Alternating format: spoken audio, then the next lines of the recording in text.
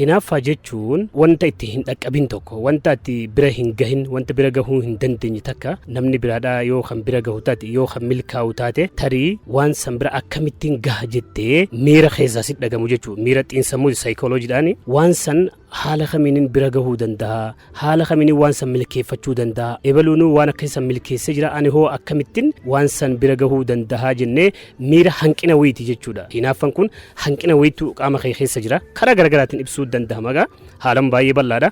Haa ta'u immoo akka waliigalatti miirri hinaaffaadha.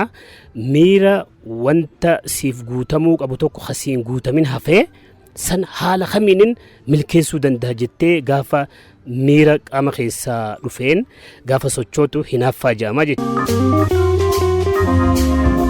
Hinaaffaa gosa lamaatu jira. Inni tokko hinaaffaa konistiraaktiif ta'e yookiin hinaaffaa nama ijaaru jechuudha. Fakkeenyaaf karaa poozitiif ta'een akkamittiin akka abalutti waan akkanaa kana milkeessaa jettee karaa gaarii ta'een yoo fudhattee nama wayii fakkeenya godhattee moodela godhattee akka abaluttiin anis akkas tahuu qaba yoo jettee kan sosootu taate kun waan gaarii jechuudha. Maaliif jennaan namni observational learning waan jedhamu jira yookiin social learning.